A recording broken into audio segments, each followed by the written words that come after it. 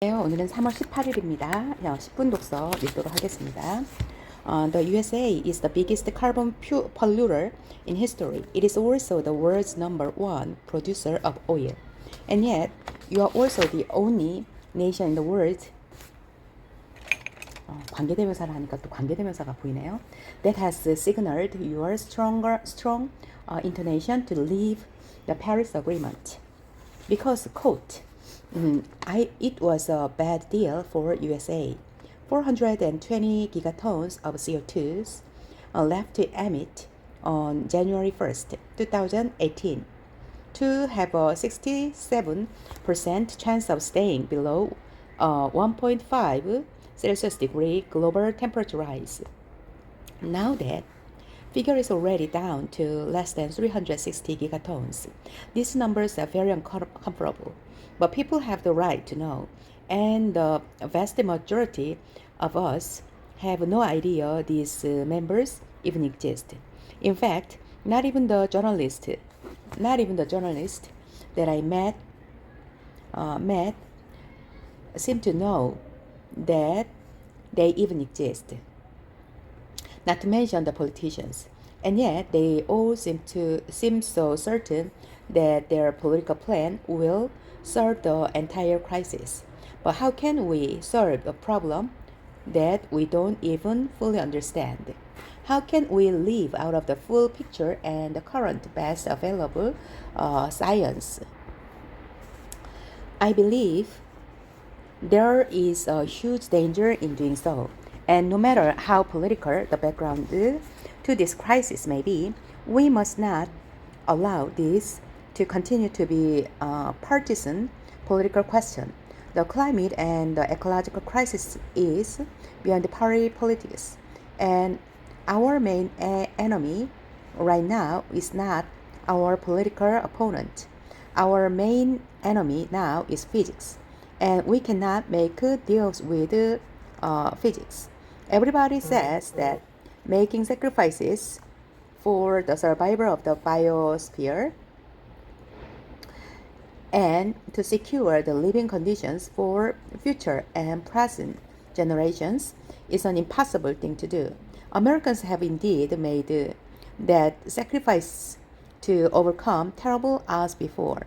Think of the brave soldiers that rushed ashore in that first wave on Omaha Beach on D-Day. Think of Martin Luther King and 600 other civil rights leaders who risked everything to march from Selma to Montgomery. Think of President John F. Kennedy announcing in 1962 that America would choose to go to the moon in the decade and do the other things not because they are easy, but because they are hard. Perhaps it is impossible. But looking at those numbers, looking at the current best available science signal signed by every nation, then I think that this is precisely what we are up against. But you must not spend all of your time dreaming or see this as some political fight to win. And you must not gamble your readers, your children's future on the flip of a coin. Instead, you must unite behind the science. You must take action. You must do the impossible, because giving up can never ever be an option. The world is waking up. UN General Assembly, New York City, September 23rd, 2019. This is all wrong. I shouldn't be standing here. I should be back in school on the other side of the ocean. Yet, you all come to us, young people, for hope. How dare you? You have taken away my dreams and my childhood with your empty words, and yet I'm one of the lucky ones. People are suffering. People are dying. Entire ecosystems are collapsing. We are in the beginning of mass extinction, and all you can talk about is money and fairy tales of eternal economic growth. How dare you? For more than 30 years, the science has been crystal clear. How dare you continue to look away and come here saying that you are doing enough. When the politicians and solutions needed are still nowhere in sight, you can say here us that you understand the emergency, but no matter how sad and angry I am, I don't want to believe that. Because if you fully understand the situation and still kept on failing to act, then you would be evil. And I refuse to believe that. The popular idea of cutting our emissions in half in 10 years only gives us a 50% chance of staying below 1.5 Celsius degree, and the risk of setting off irresponsible chain reaction beyond human control. 50% may be acceptable to you, but since those numbers don't include tipping points, most feedback loops, additional warming hidden by toxic air pollution, nor the aspect of quality equity, then a 50% risk is simply not acceptable to us.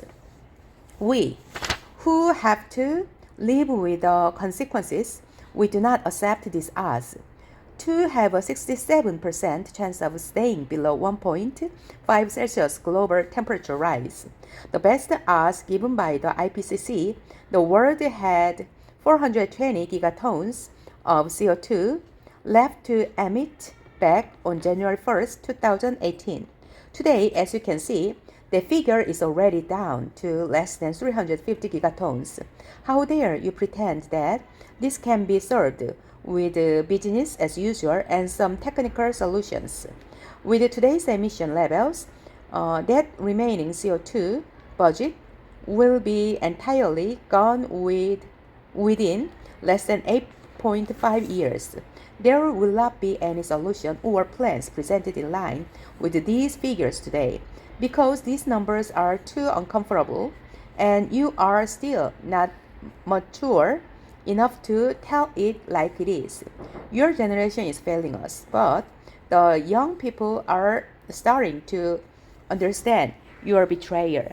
The eyes of all future generations are upon you, and if you choose to fail us, I say, we will never forgive you.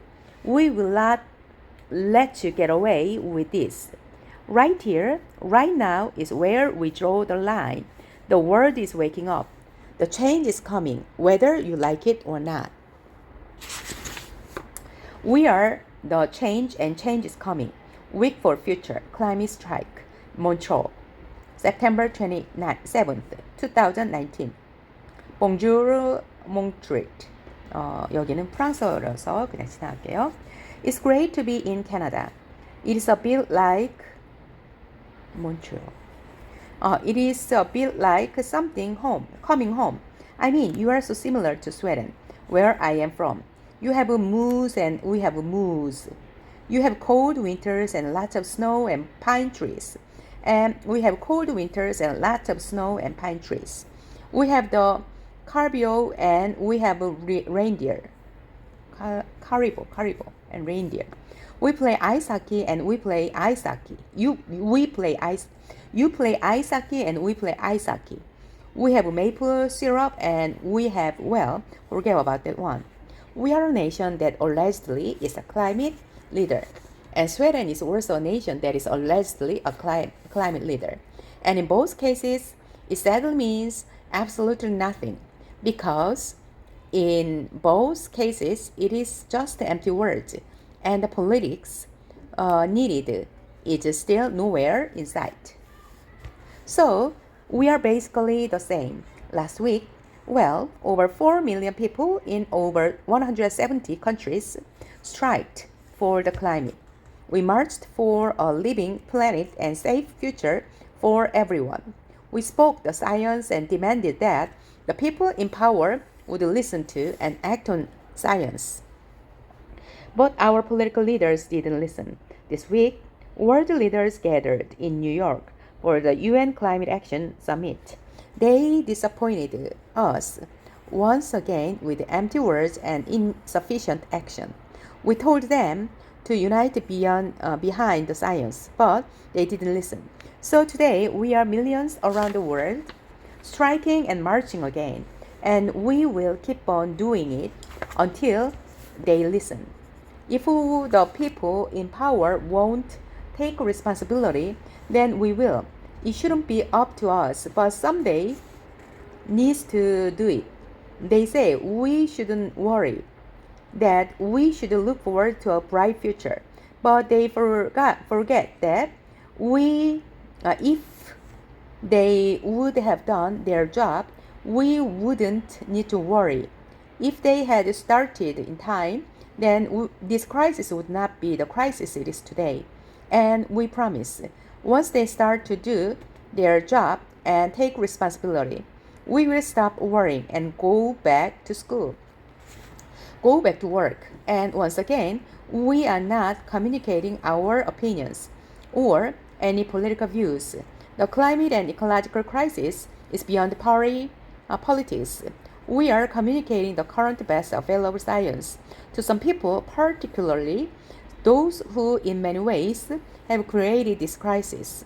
The science is far too uncomfortable to address, but we who will have to live with the consequences, and indeed those who are living with the climate and ecological crisis already, don't have a choice to stay below 1.5 Celsius degree and give us a chance to avoid the risk of setting off irreversible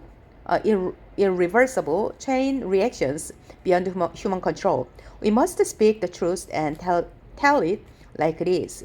In the IPCC's SR 15 report that came out this year, it says on page 108, chapter 2, that to have a 67% chance of staying below a 1.5 Celsius degree global temperature rise, the best odds given by the IPCC, the world had 420 gigatons of CO2 left to emit back on January 1st, 2018.